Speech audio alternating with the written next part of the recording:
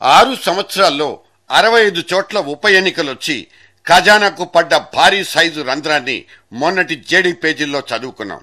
ఇవాళ ముగిసిపోయిన బైపోల్ కు ముందు లక్షలాది మంది ఓటర్లను లొంగదీసుకున్నారన్న ఒక అనుమానాన్ని, రాజకీయ పరమైన దురదృష్టాన్ని ప్రస్తావించుకోవాలి.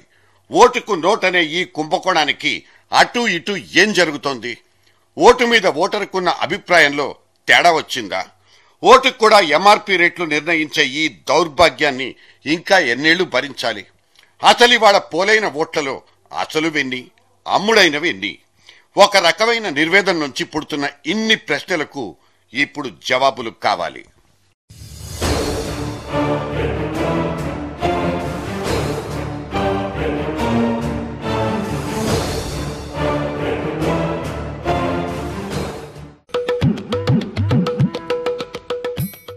ఇదో నియోజకవర్గం.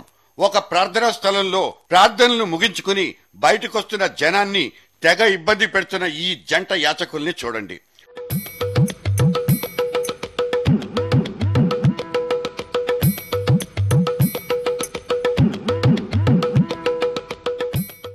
ఒకడు ఒరిజినల్ బిచ్చగాడు, ఇంకోడు అకేషనల్ గా అడుక్కు తినే పొలిటికల్ బిచ్చగాడు.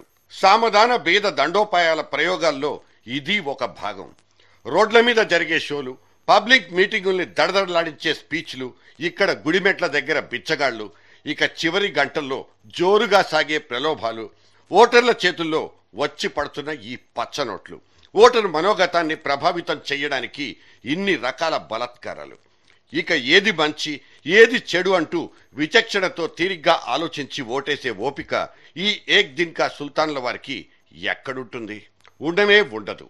ఊపిరాడకుండా ఉక్కిరి బిక్కిరి చేసి పారేస్తున్న ఇన్నిన్ని ప్రలోభాలకే ఓట్లన్నీ సరెండర్ అయిపోతే అది ఎవరి తప్పు?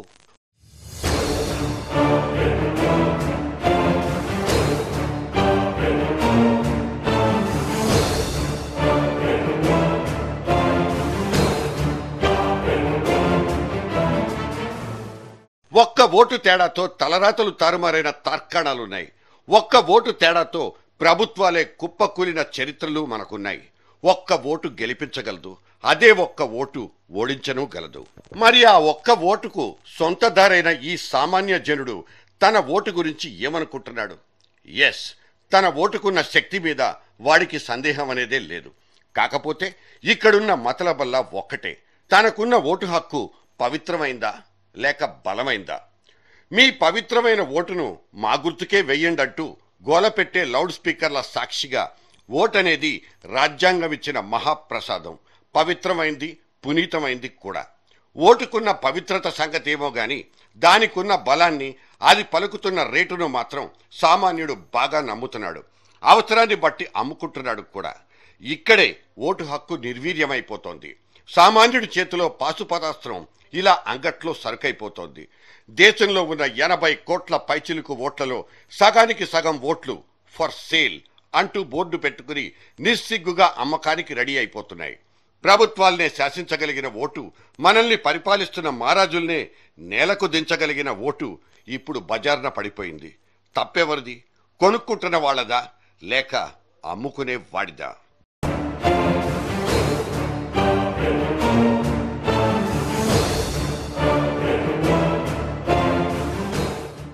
Election commission 100% autonomous body. ఎన్నికల ప్రక్రియ దారి తప్పకుండా పరిశుభ్రంగా అమలు చేయడానికే పుట్టిన ఈసీ కూడా ఒక గీత లోపలే ఉండి పని చేసుకోవాల్సిన పరిస్థితి.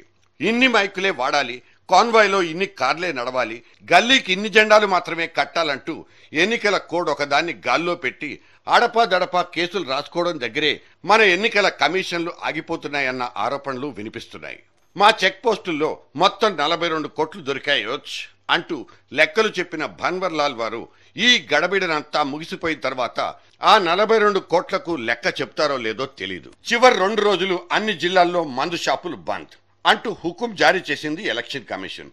ఇప్పుడు ఈ గోడలలో దాక్కుండిపోయి పబ్లిక్ గా బయటపడిపోతున్న ఈ లీటర్ల కొద్దీ లిక్కర్ స్టాకుల్ని సీల్ చేయడం తప్పించి ఇంకేమైనా చర్య తీసుకోలేని నిస్సహాయత ఈ ఎలక్షన్ కమిషన్ది. ఎలక్షన్ టైంలో ఎలక్షన్ కమిషన్ ఎంతంటే అంత, ఏదడిగితే అది ఓకే చెప్పడమే సర్కార్ పని. దాదాపు మొత్తం ఖాకీ శాఖంతా ఈ ఎలక్షన్ కంట్రోల్లోనే ఉండాలి. ఇంత పవరున్న ఎలక్షన్ కమిషన్ చీకట్లో సొమ్ములు పంచే ఈ నగదు బదిలీ పథకాన్ని ఎందుకు ఆపలేకపోతుందో అర్థం కాదు. 10-25 చోట్ల నిఘా పెట్టి పంచుడుగాళ్లను దంచెయ్యమంటే, సదరు పార్టీల్ని బుక్ చేయమంటే ఈసీ దగ్గర ఉలుకు పలుకు లేదు. రూల్ బుక్ తిరిగేస్తూ కాలక్షేపం చేస్తోంది తప్ప ఈ ప్రలోభాల గురించి అస్సలు పట్టించుకోదు. సరే, భన్వర్లాల్ గారి డ్యూటీ అంతవరకేనంటూ సరిపెట్టుకుందాం. కుబేరుడంత సైజున్న ఒక రెడ్డి గారి ఫ్యామిలీని అడ్డుకోవాలంటే ఫలానా రెడ్డి గారి లాంటి ధనవంతుడే కావాలి. జనంలో వినిపించిన ఇటువంటి చర్చ నేపథ్యంలోనే కాంగ్రెస్ పార్టీ టీఎస్ఆర్ను నెల్లూరుకు తీసుకొచ్చింది. ఎస్, జనం ఆలోచన తీరులో కూడా మార్పులు వచ్చేశాయి. నాయకులు ఓట్ల కోసం ఊళ్ళలోకి వచ్చినప్పుడు జనం ఏం కావాలని అడుగుతున్నారు? ఒకప్పుడు చెరువు తవ్వించమనో, రోడ్లు వేయించమనో, కమ్యూనిటీకి ఉపయోగపడే డిమాండ్లు చేసే జనం కొంతకాలంగా వ్యక్తిగత కోరికల దగ్గరే ఆగిపోతున్నారు. నా కొడుక్కి ఉద్యోగం ఇప్పిస్తే ఊళ్ళో 100 ఓట్లు మీకే వేయిస్తానంటున్న గల్లీ లీడర్లే ఇప్పుడు మీకెక్కడ చూసినా కనిపిస్తారు. వారి అవసరాన్ని బట్టి ఆలోచనలు మార్చేసుకుంటున్న జనం దగ్గర తప్పు లేదంటారా? నాకెయ్యకపోయినా పర్వాలేదు, వాడికి మాత్రం వెయ్యొద్దంటూ దేవుడి దగ్గర ప్రమాణం చేయించుకునేదాకా పొలిటీషియన్ తెగిస్తున్నాడంటే ఓటు హక్కు నవ్వుల పాలైనట్లు కాదా? ఎవరైతే మనల్ని బాగు చేస్తారు, ఎవరైతే మన ఊరిని ఉద్ధరిస్తారన్న పంచాయతీ కాదు, ఎవరు ఎంతెంత పంచగలరు, ఎవరైతే గట్టిగా ఫైట్ చేయగలరన్న వింత చర్చలకే ఇవాల్టి రచ్చబండల మీద ప్రయారిటీ. యథా ప్రజ తదా రాజా అంటూ పార్టీలు కూడా డబ్బు సంచులకే జై కొడుతున్నాయి. అభ్యర్థుల ఎంపికలో పాటించే నియమ నిబంధనలు కూడా విచిత్రంగా మారిపోతున్నాయి. పేజీల కొద్దీ బయోడేటాలు పట్టుకుని పార్టీ ఆఫీసులకు వెళ్తే ఎన్ని కోట్లు ఖర్చు పెడతావంటూ ఏకవాక్య తీర్మానాలే అక్కడ దిక్కు. కోటీశ్వర్ల చేతుల్లోకే బీఫారాలు.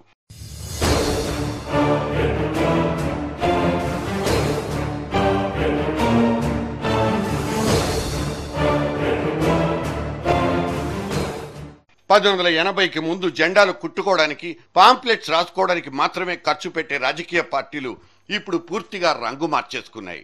ఓట్ల కొనుగోలు వాళ్ళ అభ్యర్థులకు మ్యాండేటరీ. 5-6 ఏళ్లకు ముందే పుట్టిన క్రోనీ క్యాపిటలిజం అనే ప్రక్రియ పొలిటికల్ పార్టీలకు కరెన్సీ కట్టల లోటు లేకుండా చేస్తోందని చెప్పొచ్చు. ఫలానా నియోజకవర్గంలో బలమైన అభ్యర్థి అంటే అత్యంత ధనికుడు, మోచేతికి ఎముక లేనివాడు, విచ్చలవిడిగా సొమ్ములు పంచేవాడంటూ కొత్త మీనింగ్ పుట్టింది. ఈ ట్రెండ్తోనే ఎలక్షన్ ఖర్చు కోట్లు దాటిపోయింది. కామ్రేడ్లు, లోక్సత్తా లాంటి పార్టీలు అసలు పోటీకే జడిసిపోయే పరిస్థితి. మామూలు జనాలు అసలు పోటీకే జడిసిపోయే పరిస్థితి. పుచ్చుకుంటున్నారు కాబట్టే పంచుతున్నాం అంటూ రెచ్చిపోతున్న రాజకీయ పార్టీలనే ఇక్కడ ప్రధాన ముద్దాయిలుగా నిలబెట్టాలి. డబ్బిచ్చి ఓట్లు కొనుక్కోవడం, వాటితో గెలిచిన తర్వాత మళ్లీ సంపాదించుకోవడం, అక్కడ వెనకేసుకున్న దాంట్లో అంతో ఇంతో మళ్లీ పంచడం, మళ్లీ గెలవడం, ఇదో రాజకీయ జీవన చక్రం. ఈ తిరిగే చక్రాన్ని ఆపేదెవరు? రాజకీయం ఒక లాభసాటి వ్యాపారం అన్న విశ్వాసానికి గండి కొట్టాలి. 10 కోట్లు ఖర్చు పెడితే 100 కోట్లు సంపాదించుకోవచ్చున్న పొలిటీషియన్ల భరోసా మీద దెబ్బ కొట్టాలి. అప్పుడే డబ్బు కట్టలకు, పాలిటిక్స్ కు పడ్డ ఈ లంకె తెగిపోయేది. స్వాతంత్రం వచ్చిన మరుసటి రోజు నుంచి మన దేశ రాజకీయ ప్రస్థానాన్ని చూస్తే అది 6 లేదా 7 కుటుంబాలకు మాత్రమే ఫిక్స్ అయిపోయినట్లు స్పష్టంగా తేలిపోతుంది. జాతీయ స్థాయి నుంచి జిల్లా స్థాయి దాకా కొన్ని ఫెడరల్ ఫ్యామిలీలే పాలిటిక్స్ ని అడ్వాంటేజ్ గా తీసుకుని దూసుకుపోతున్నాయి. మన డెమోక్రటిక్ సిస్టమ్ ని నిటారుగా నిలబెట్టే రాజకీయం అనే ఈ పదునైన రంగం తమకు సంబంధించింది కాదే కాదన్న నిర్వేదం ఇప్పుడు జనంలో బలంగా నాటుకుపోయింది. గెలిచే పార్టీలు, కొత్తగా పుడుతున్న ప్రభుత్వాలు మనవి కానప్పుడు, మనకు కాకుండా పోతున్నప్పుడు ఇక ఓటు హక్కు మీద మనకెందుకు కన్సర్న్ ఉండాలి? కేవలం గెలిపించడం వరకే మన డ్యూటీ. దాని నుంచి బాపుకునేది, బాగుపడేది ఆ 6-7 కుటుంబాలే కనుక మాకంటూ ఒరిగేదేవీ లేదని జనం కమిటైపోతున్నారు. దాని ఫలితమే ఇవాళ నిర్వేదం. మనకిక్కడ కనిపిస్తున్నవి 3 పరిష్కారాలు. ఒకటి సంఘటితం కావడం, రెండోది సంస్కరణలు రావడం, మూడోది సర్వనాశనం అవ్వడం. నా కులపొళ్లే బాగుండాలి, నా ప్రాంతానికే ప్రాతినిధ్యం పెరగాలి, నా ఒక్కడికే న్యాయం జరగాలంటూ జరుగుతున్న రకరకాల ఉద్యమాలు ఏకీకృతం అయిపోవాలి. మార్పు కోసం తపన పడే సంఘాలన్నీ సంఘటితం కావాలి. భ్రష్టు పట్టిపోతున్న రాజకీయ వ్యవస్థ కోసం ఓటు హక్కును ఓపెన్ మార్కెట్లో పెట్టి అమ్ముకుంటున్న ఈ రుగ్మత మీద ఉమ్మడిగా పోరాడాలి. ఇది కాని పక్షంలో జరుగుతున్న చేటును గుర్తించి ప్రభుత్వమే ఖచ్చితమైన సంస్కరణలు తీసుకురావాల్సి ఉంటుంది. ఎలక్షన్ కమిషన్ కు ఇంకొన్ని జవసత్వాలు ఇచ్చి కొంటున్న వాళ్లతో పాటు అమ్ముతున్న వాళ్లకు కూడా చెక్ చెప్పేయాలి. ఎలక్షన్ కోడ్ కు ఇంకొన్ని కోరలు తొడిగి అక్రమాల నిగ్గు తేల్చుకొనివ్వాలి. పట్టుబడ్డ ప్రతి పైసాను ఆరా తీసి బాధ్యుణ్ణి వాడి పార్టీని బుక్ చేసేలా చట్టాల్లో సవరణలు చేసుకోవాలి. ఈ రోగాన్ని ఇలా కానిచ్చేస్తేనే బెటర్ అన్న కమిట్మెంట్తో సుఖానికి అలవాటు పడ్డ ప్రజలు పార్టీలు ఇప్పట్లో మారిపోతారన్న గ్యారంటీ లేదు.